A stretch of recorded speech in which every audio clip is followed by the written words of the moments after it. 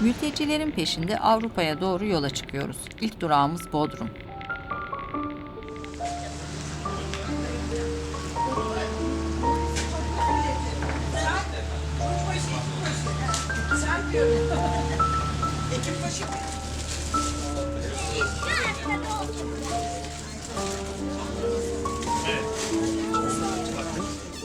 Bodrum'dan feribotla Yunanistan'ın en büyük adası olan Kos'a gidiyoruz. Yani İstanköy'e.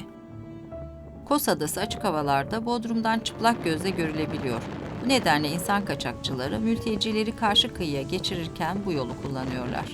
2015-2016 yılı arasında bu sularda 224 kişi can vermiş. Aylan Bebek de bunlardan birisi. Kos limanına vardığımızda karşılaştığımız ilk resim çöplerde eşya arayan Afganlı, Afrikalı mülteciler oldu. Burada aylardır izin kağıtlarını bekliyorlar. Avrupa'ya giriş vizesi alabilme ihtimalleri Suriyelilere göre çok zayıf. Sığınmacı akını 33 bin nüfuslu adada hayatı etkilemiş.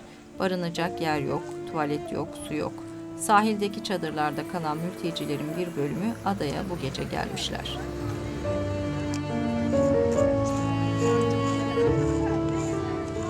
Çocukların koşullara uyum sağlamaktan başka şansları yok. Tehlikeli bir yolculuğun ardından geldikleri sahilde kimseyi tanımıyorlar. Oyunlarla konuşmaya, arkadaşlık kurmaya çalışıyorlar.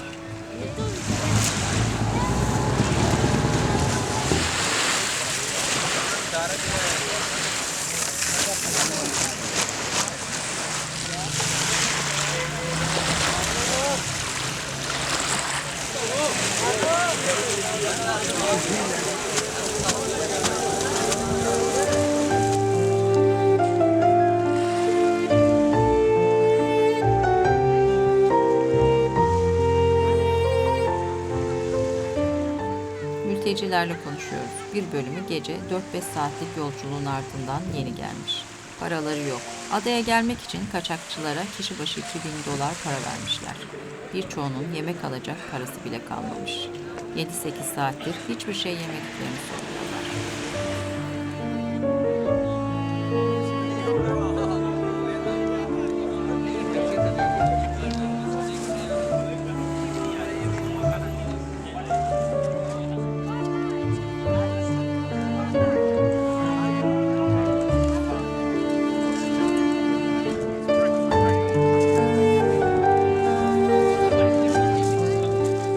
Adadaki durumun medyada yer alması üzerine dünyanın çeşitli yerinden gönüllüler buraya gelmiş.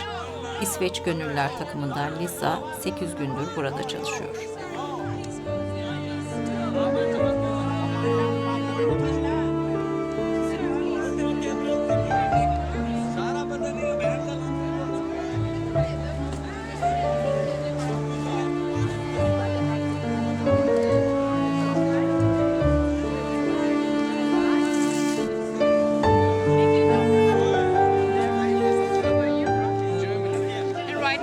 We're standing in the harbor and people are queuing up for getting lunch, and it's a very long queue. And the last week the situation has been more severe than usual, because between Wednesday and Friday night there was a strike, so no ferries were going between Kos and Athens, which meant that no one could lift the island. But every night more and more refugees were coming that we have to take care of, which meant that it's more and more people needing food every day. The queues were getting longer and longer, and basically in the end we had no tents and no blankets more to hand out.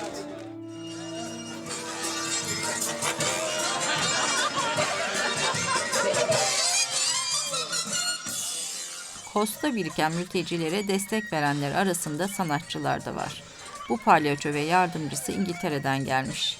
Anlamadıkları bir şarkıyla onları neşelendirmeye çalışıyor.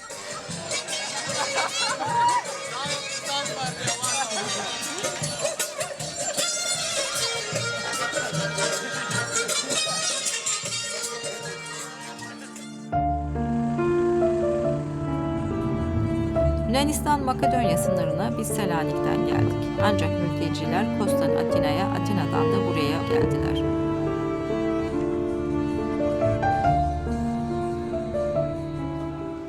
Avrupa sığınma sistemine göre Avrupa Birliği'ne üye ülkelerin sığınma başvurularını kısıtlama, sınır kapatma hakları yok.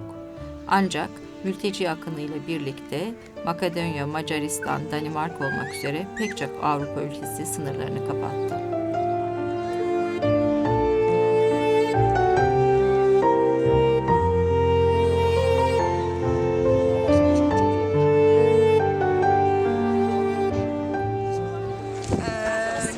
مثل ما انتم شايفين هذا الكامب ما فيه معايير الحياة الطبيعية حتى للإنسان لأنه ما في حمامات ما في أكل إذا بدك تاكل بدك توقف على الدور 3 ساعات ويمكن ما يجيك دور ونص العالم هون ما عم ياكلوا وما عم يفوتوا على الحمامات لأنه الحمامات كتير وسخة وما عم يتحمموا والعالم كتير وسخين ومعرضين للأمراض حتى إذا في دكتور كتير بسيط ما في حتى أدوية اللي عم يعطوهم هن عم يعطوهم مسكنات مثل ما انتم شايفين هون العدد كتير كبير ما بيتحمل كله وسخ وغبرة والعالم هون عم بتموت ما بعرف شو بدي اقول غير انه الوضع كتير سيء نحن حاسين حالنا انه نحن محبوسين كأنه نحن حيوانات هون. Tuvalet, barınma, yemek, bütün ihtiyaçlarını kendi buldukları çözümlerle gideriyorlar.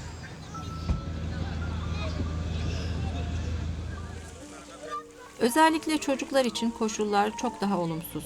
Havaların soğumasıyla birlikte beklemek daha da zorlaşıyor.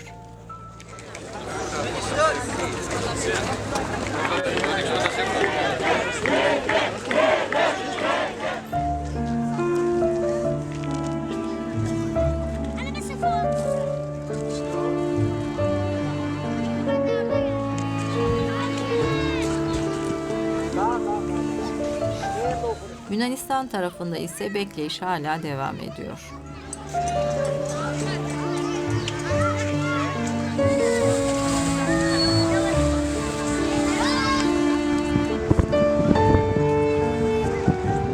Bu arada bir ekonomik faaliyet zinciri de oluşmuş durumda. Yakınlarda dükkanları olanlar kampta satış imkanı buluyorlar. Bu satıcı tavuk butlarının tanesini 2 euroya veriyor.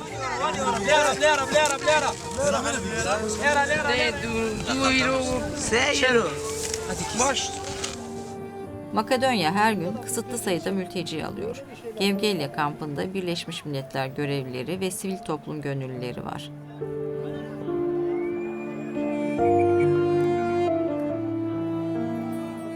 Countries are not allowed just to close the border. The members of the European Union are not allowed to close the border without any consultation of the European Commission, and based on the Schengen Border Code, they should do that, and they should demonstrate that there is a serious problem, that is a threat of national security, so that they can have those temporary measures to control the border and have this change in the Schengen practice. So I wouldn't say it is not. I just do what I want because I'm Denmark or I'm Italy. That's not the issue. But they try, of course, to looking for the extreme situations to find solutions. Also, in how far can the Schengen Border Code be enforced in practice, so that it will be helpful to tackle these problems. And yeah, that can be also raising questions about aspects of human rights, of course. Because the whole immigration structure of immigration policy is focused on adults. And sometimes they come with children, and sometimes they don't. But all the regulation and all the policy is focused on what adults are doing. And it doesn't have in mind that you should have special care for children. So yeah, it's not included in the system as it was designed. And nowadays we're making a lot of attention for it, that the system should change and there should be special attention for the children. They are our future.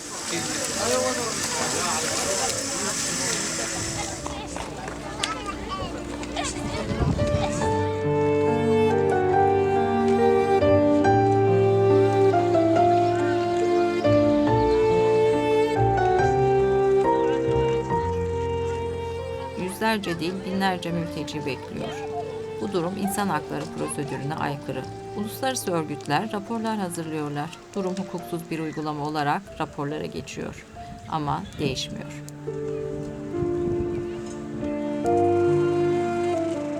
Avrupa medyası buradaki durumu her gün haberleştiriyor. Mültecileri tehdit olarak gösteriyorlar. Avrupa'nın sağ partileri tehlikeli Müslümanlar söylemleriyle oylarını yükseltiyor. İdomani'deki görüntüler dünyayı vicdanlı olmaya davet ediyor.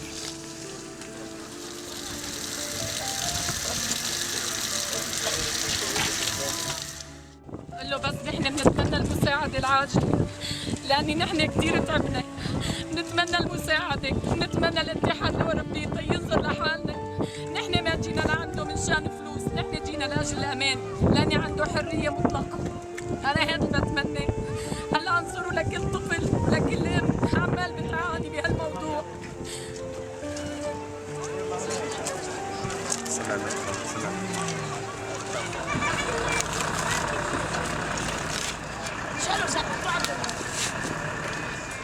Kampta en çok talep gören meslek berberlik. Avrupa medyasının manşetlerine karşı mülteciler özellikle de kontrol noktalarında görünümlerine çok dikkat ediyorlar. Böyle bir durumda berberlere çok iş düşüyor.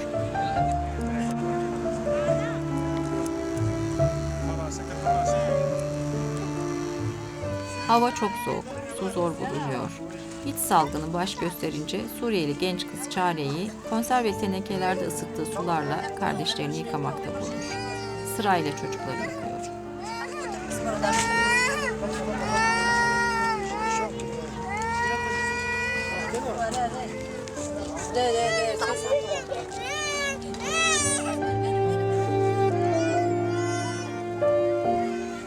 Avrupa polisi, Europol'ün verilerine göre bu sınırlarda 8.000 çocuk kaybolmuş. Organ mafyası, çocuk çeteleri, iddialar çeşitli. Bu ortam çocuklar için çok güvensiz.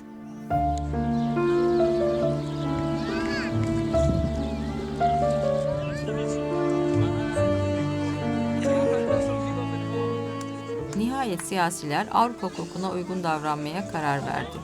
Polisler kontrollü bir şekilde onları Makedonya tarafına geçiriyor. Kısıtlı sayıda mülteci geçecek.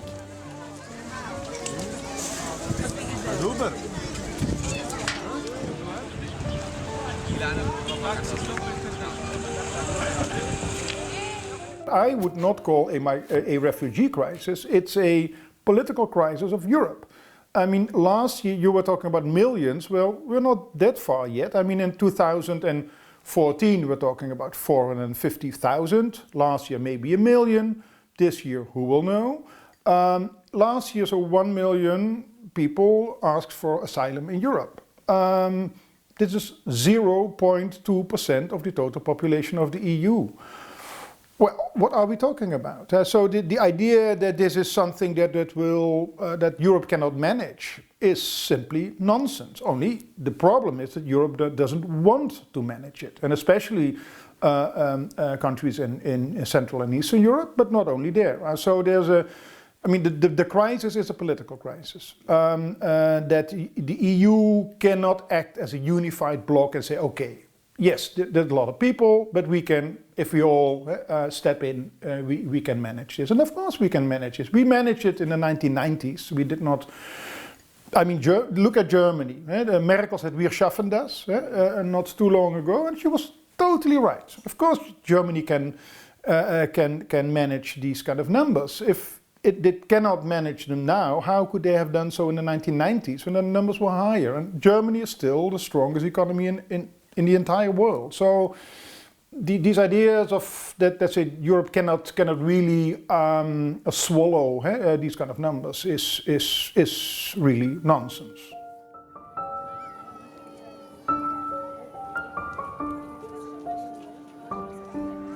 Yunanistan'dan sonra Makedonya, mülteciler için kritik bir önem taşıyor. Gevgelya'daki kampın koşulları uluslararası standartlara uygun. Suriye'den kaçan aileler içinde engelli çocuklarını da yanlarında getirenler var. Bedensel engelli bu çocuk tekerlekli sandalyesiyle taşınıyor. Yolculuğun tüm etaplarında engellileri görmek mümkün. the real issue is a lack of solidarity between European countries. So what we see with the refugee issue is a symptom of a broader crisis. We have also seen it with the Euro crisis. So fundamentally, it is not even a refugee crisis, it is a political crisis in the European Union. Because European countries can't get their act together in terms of providing refugee protection. So the lack of solidarity between European nations translates into a lack of solidarity towards refugees. I think that's the fundamental problem. But it is a symptom of a broader issue, crisis we have right now in Europe.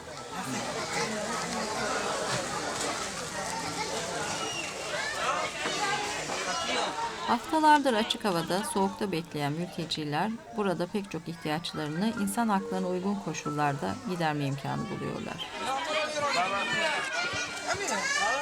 Gevgeliye kampında herkese yardıma koşturan bir gönüllü dikkatimizi çekiyor. Bir Arnavut Müslüman olan Kemal. I wanted to show you the first, you know, the border with Macedonia, Greece, Macedonia, when everything was happened there. Every fights, every beatings, every problems. That's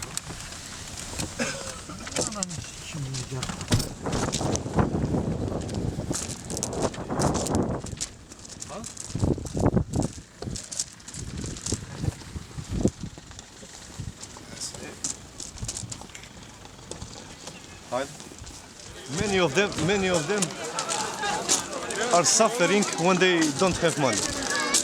Many of them are with days. They are staying with days here in camp because they don't have money. Because all what they have they lost in a sea. And sometimes we are going to beg them from the railways, beg them to let them without money. Sometimes we are giving money to them. Let's go from here. You see, they are counting them. Many NGOs are here from big organizations like IOM. They are counting them. You see? Everyone needs to have the paper. You see, this is Macedonian document. They must to say that last destination is Germany. In Greece it's same. Tamam, tamam. Same they need to sign that they are going. Tamam. Ništa. They must show the documents here, because if they don't have documents, they will be returned.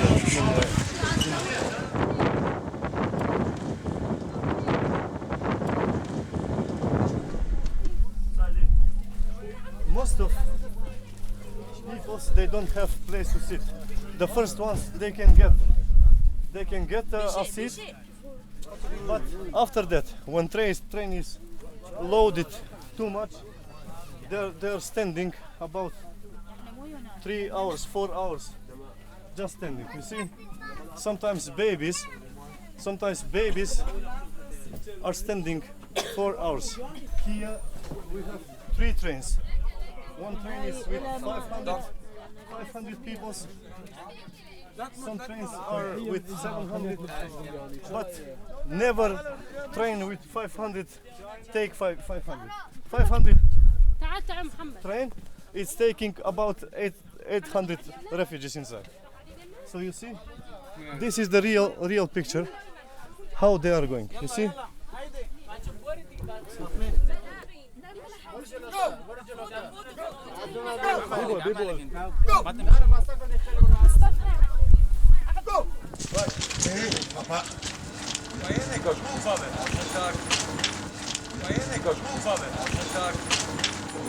He didn't have money. He didn't have money. Because sometimes they are waiting here 12 hours. 12 hours. When train is loading. Those who don't have money, they are placing them here.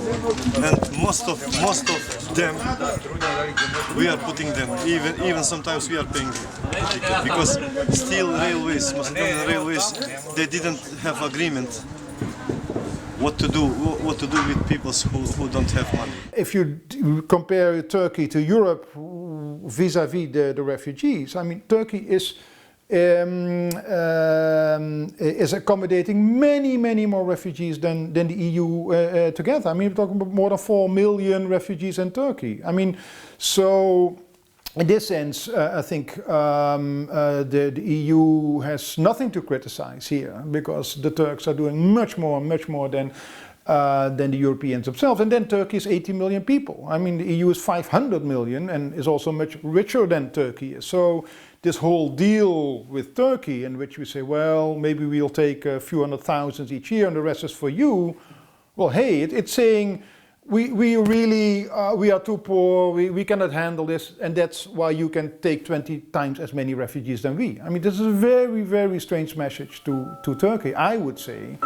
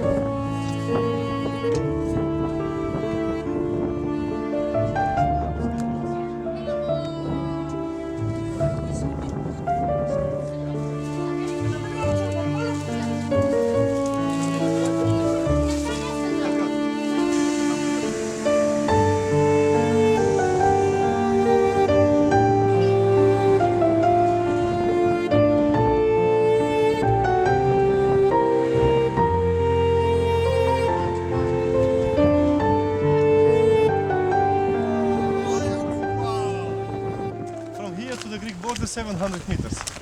And they are walking. At night it's very cold. At night it's very cold. You know, this ice wind, it's cutting.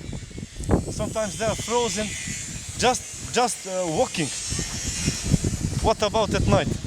Because this place is empty and its wind is 100%. We will go to the border.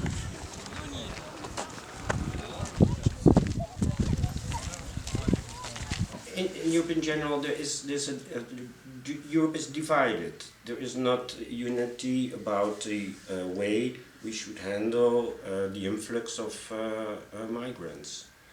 So the question is, if the European Union should be solidar, then all the member states should take care of the influx of migrants. And now that's not the case anymore, and member states are choosing for themselves and take their own solutions.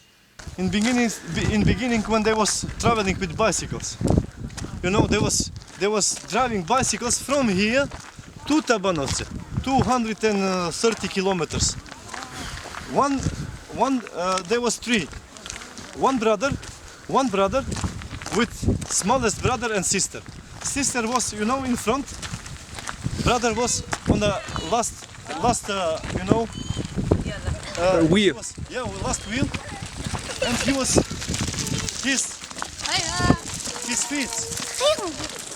his feet was all in blood. You know, all in blood. And I told him, what are you? Better walk because your brother will get without legs, you know. It was all blood here, all blood. You know, he was staying on that wheel behind because they didn't have money to pay. This is one story. Another story. Brother, I need was, photo. yes. I need photo. Yani en büyük sıkıntıları Avrupalılar bunu aslında gördükleri halde bir hazırlık yapmadılar. Dolayısıyla kapıya dayandılar. Kapıya dayandıktan sonra özellikle kampların yetersiz olması, kapasitelerin yetersiz olması, sağlık ekipmanının hazır olmaması, altyapının yetersiz olmasından dolayı bu insanlar burada rezillik çektiler. Rezillik çektikten sonra özellikle insan dışı yerlerde kalmak zorunda kaldılar. You know, I was looking at one man, maybe 50 years, and he was crying all the time. He was crying and hitting his leg, you know. I ask him, what is the problem? Can I help you? No, you don't. You can't help me. Why? Maybe I can help you. No, you can't help me. Where are you going? I don't know. I don't wish anymore to travel. I wanna stay here in camp. But why? What happened? Where is your family? That is my problem. I lost mother, my wife, my 6 children and one brother, all drowned in the sea. I don't have money.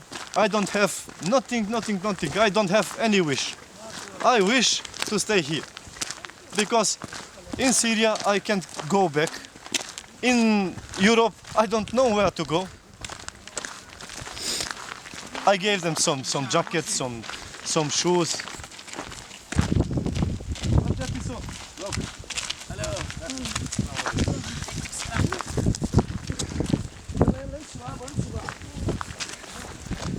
There's something is happening. I don't know what Europe wants. You know, they are playing with them. They are playing with them. So one day they are letting them come. 5 days stop.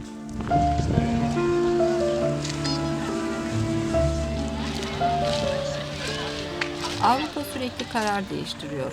Sınırlar bir kapatılıp bir açılıyor. Sınırlara bir umut, bir umutsuzluk hakim oluyor. Ancak ölümü arkada bırakmış, geriye dönecekleri bir yerleri olmayan mültecileri için mutlaka bir yol bulmak lazım.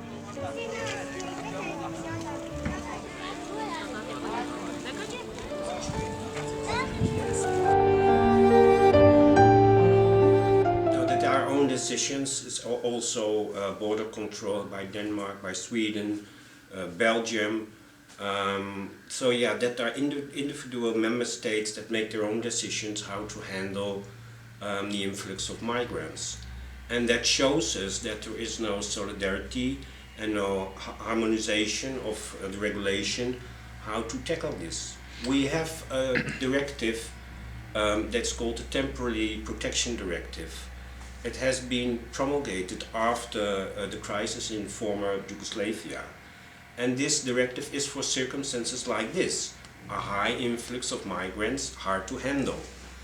And the member states don't activate, and the European Commission don't activate this directive because there is not a common opinion how to take care of it.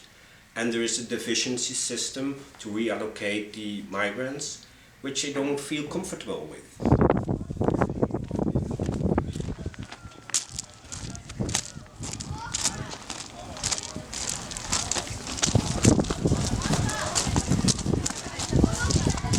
Refugee perfume. Smells really. I like this perfume. The perfume of sadness. You know? Police is calling them to make ready their documents, Greek documents. For what? Okay.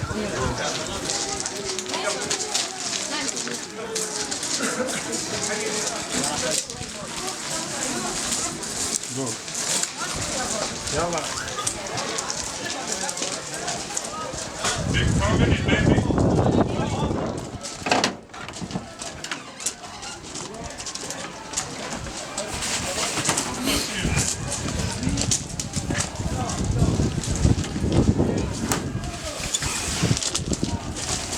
Hoe is je voor Facebook man? Zo. Dank je.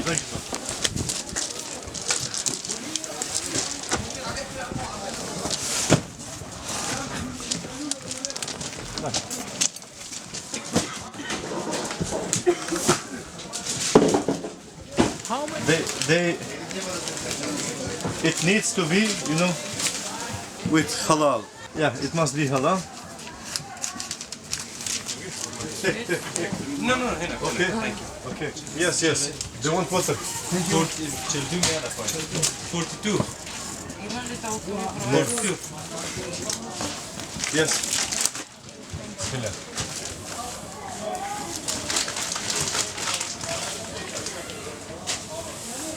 Tamam. Rahmatullah Muhammad. Now they are sharing, they are giving documents, you know, Macedonian documents. Greece documents are ready, Macedonia's documents are ready. So now they are asking one by one whose documents they can continue to travel. Without this document, they can travel. Amina Khalili. Now we receive the Macedonia paper. Yes. Just we go for train ticket. No, train ticket, when train will come. Now you need to go to that tent, and wait. Connex. That's Connex. You Yes. see, that tent. You will go to that tent and wait when train will come. When train will come, police will be there and they will call you Okay, thank you. to make noise, okay? No problem.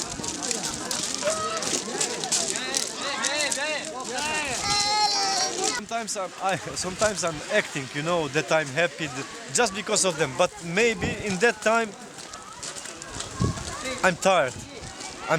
I'm sick. I don't care for myself. And many times our president of noon, Bekir Halimi, he told me, you are ruining yourself. Go take arrest. You can't help everyone. Go take arrest. But you know, when once you get in line to help those people, your heart every day will ask to help. Don't even look at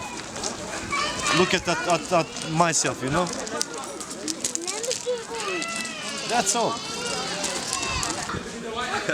I have one place out of camp where sometimes I'm going to cry, you know, just to empty myself, because I don't want somebody to see my weakness inside. But with time I lost emotions, you know. Excuse me, one question. Yes. I'm ready. I can leave now. No, you need train didn't come. Still didn't come. Yeah. When train will come, you don't need this. You need to buy ticket. You see here? You see the policeman? This is the store. 25, okay? For one person. For example, 4 person, 100 euro. Okay? For babies, no. It's free. Until 10 years. 10 years. 10 years.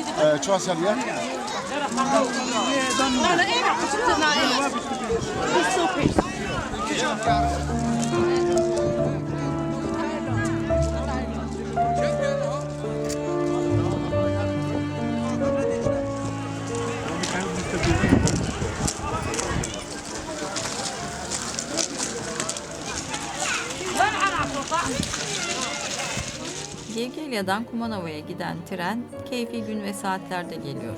Bazen günlerce gelmiyor. Tren gelir gelmez anında doluyor. Bilet fiyatı ise mültecilerin gelişiyle zamlanmış.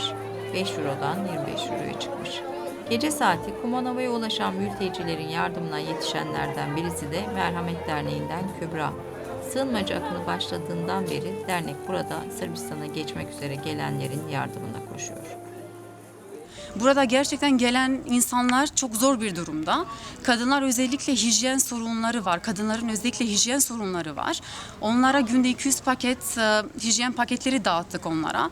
Ve tabii ki psikolojik olarak da yardım ettik. Çünkü onların hem psikoloji desteğe ihtiyacı vardı.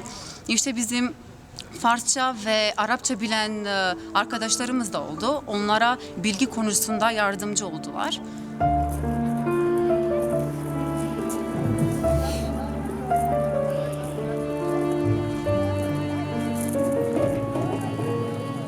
Trenden inen mülteciler buradan sonra Sırbistan'a geçecekler. Orada onları Sırbistan polisi bekliyor. Sınıra kadar yürümek zorundalar. Kumanova'da vakit kaybetmeden yola çıkıyorlar. Oradan da farklı Avrupa ülkelerine tren ya da otobüslerle nakledilecekler.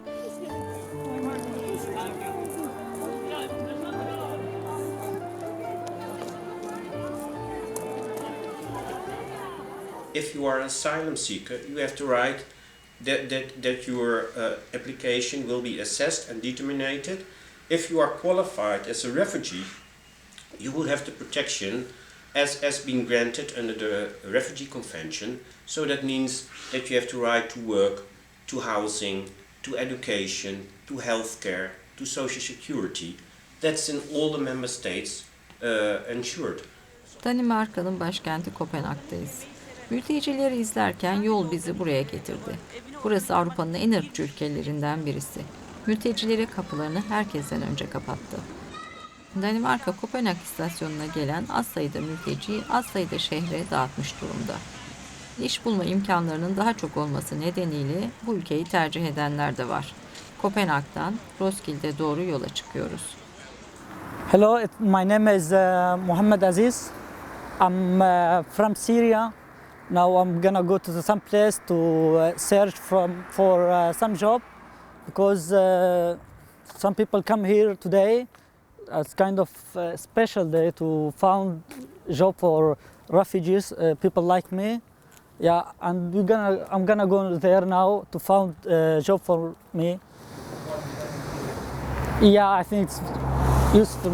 It's really good because many people can't find a job because they don't talk Danish language, and it's a little hard because we don't speak Danish language.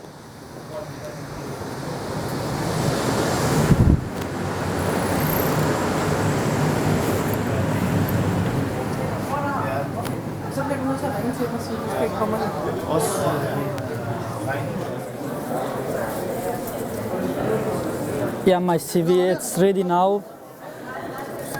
It's for my job and everything about my life, what I work in my country before. To give some people and found job for me. And this also, to people know I look for job.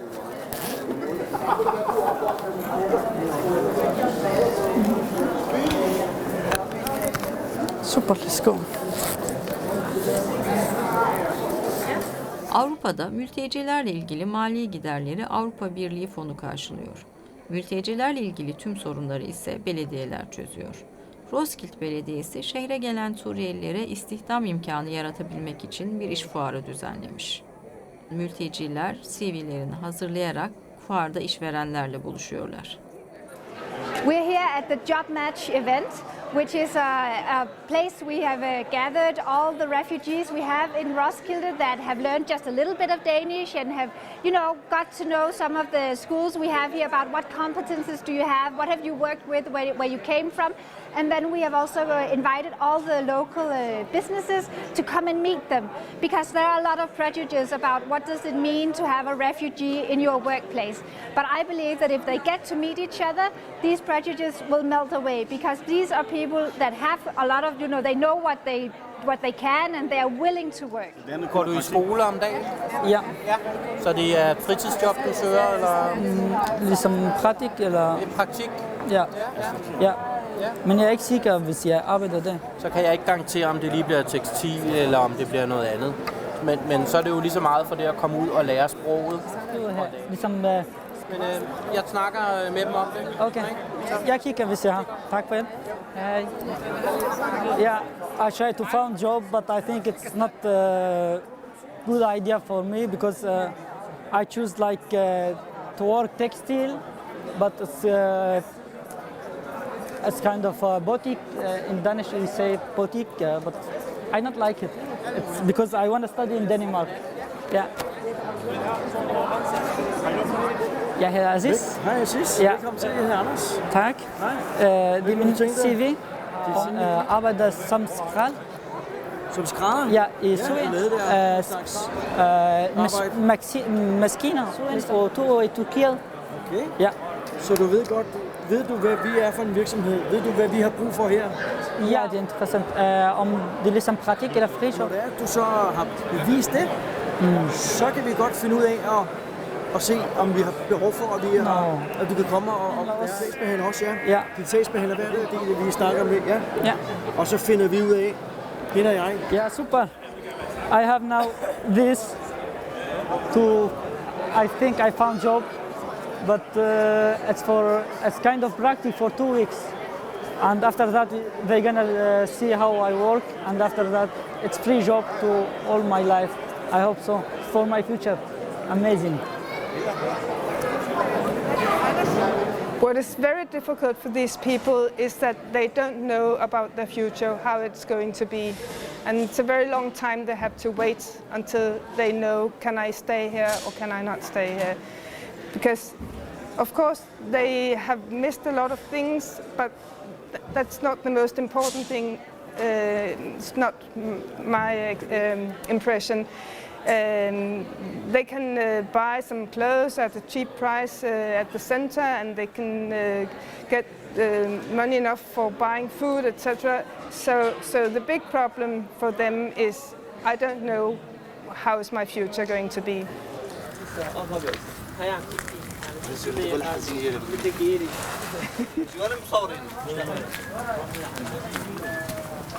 Yeah, this is my school. I'm come to here to learn Danish language, so it's here some classes. Yeah, here some friends. You can see everybody. Some people from Syria, some people from Lithuania. He's also my friend from Somalia. Yeah. So we can find another class also. I can feel a change in the Danish society. And that's very good, because when people come to know Mohammed, Mehmet, whatever, they say, oh, he's okay, it's the rest of them. So when we actually get the refugees, the foreigners, to come to know the Danes, and when the Danes know them, it's very, very seldom that you have these kind of clashes of culture or different, different way of thinking and so on. Because when you know people, you also like them, most of them, and you like that they're different from you because you come to know them. Hej, Kasper. Værsgo. Tak. Welcome to here to study. It's my class. Navn er mest for? Det er navn. Fordi det er et navn. Hvorfor skriver jeg Hansen med stort? Det er fornavn. Er det et fornavn, eller er det et efternavn? Efternavn. Det er et efternavn. Jeg skriver Anna Hansen. På byer. Kan du give mig et eksempel på en by? Danmark. Vi skriver Danmark med stort, fordi det er et land. Så altid Danmark med stort. Hvilke andre e-navne har vi? Hvad hedder den her skole? I think the best way to be integrated in Denmark is if you have education. So we are working very hard to give them or to show them what kind of opportunities do they have in Denmark, because they need to have an education. If you don't have any education, you will be lost in a country like Denmark. Ja, skal det med stort? Ja, stort. Hvad skal jeg huske? Jeg skriver stor.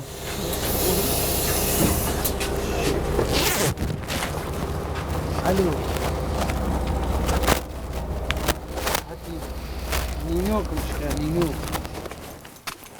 Rostik yakınlarındaki eski akıl hastanesi mülteci yurdu haline getirilmiş. Uzun süredir kullanılmayan bu binada kalanların gidecek yerleri yok. Oturma izni bekliyorlar.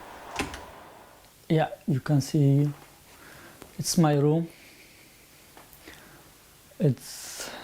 We can see now and show you whole house and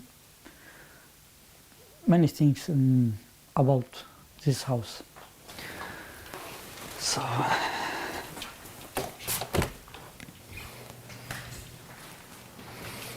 you can see 1 room, 2, 3, 4. We have here 4 people live here.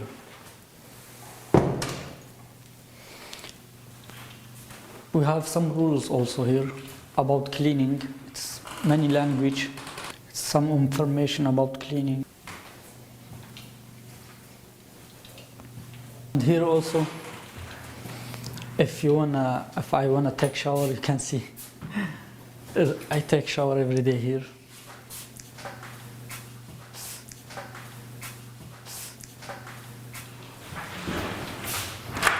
You can find عبالي كيفك اخوي؟ شو اخبارك؟ لعيني التلفزيون جاي قابل معنا ويحكي عن وضع اللاجئين. اي والله. You also my friend live with me there. شكرا شكرا عبالي.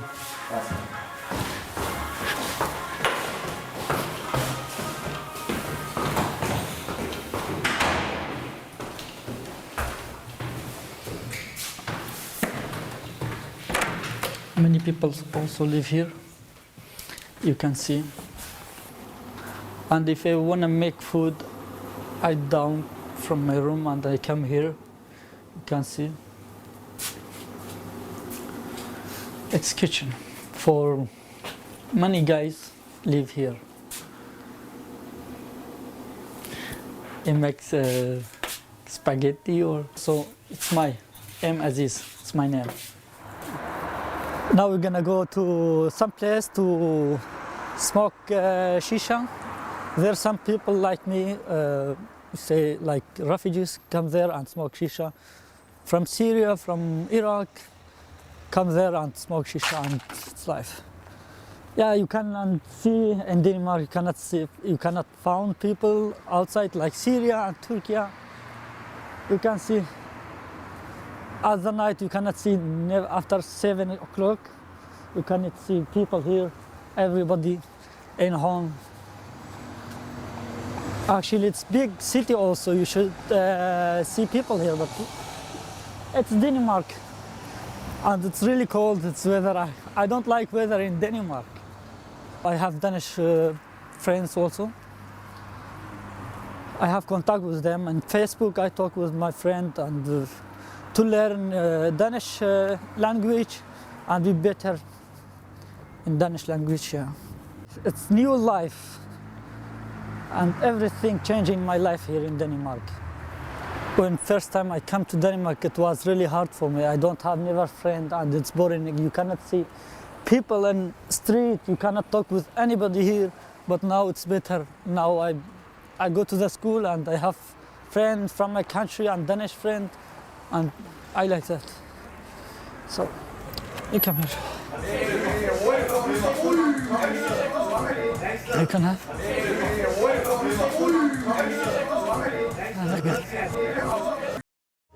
The first picture in my Facebook was this.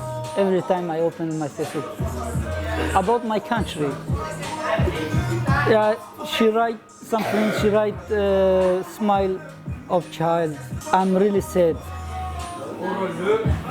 The children lose our future. You can see the picture. It's school. You can see. You can see it.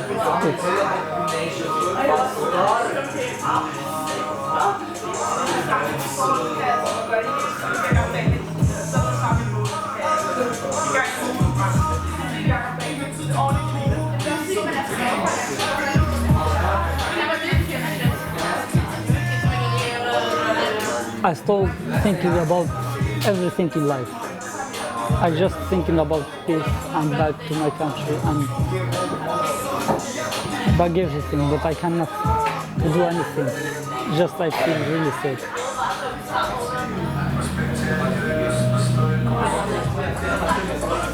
You know, I get really tired of that. Sometimes I don't want to open my Facebook to see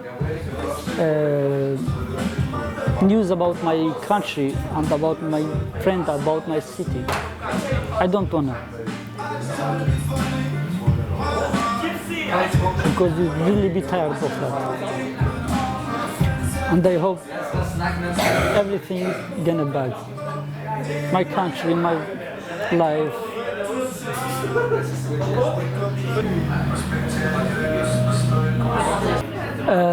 Actually, in Denmark, we don't like when some Danish people say refugees because we all the human, like Danish people. It's when somebody told me you are refugees, it's make me really sad. The politicians make people feel that they are not useful and they're not very welcome. I think if I was refugee, I would feel that the official Denmark does not want me. A lot of normal people, civilians, want to be my friend, but the politicians say, actually, we don't want you to be here, and we would like you to go home very soon. And that it must be difficult to be in that situation, that you don't feel that you really are welcome in this country. Now I'm going to my room, where I live there. Every day I take bus to my home and to my school. It's take from my school like 20 minutes. Yeah, it's really difficult than my country. Yeah, it's really different. Now I'm just live in a little room, so it's really hard.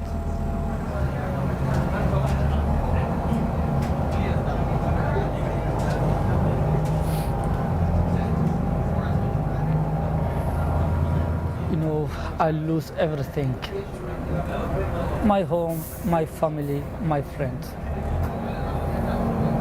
Kind of my future also, because I don't know what I'm gonna do here, if I have future here or not. So inshallah, everything's gonna be okay. Gonna be fine.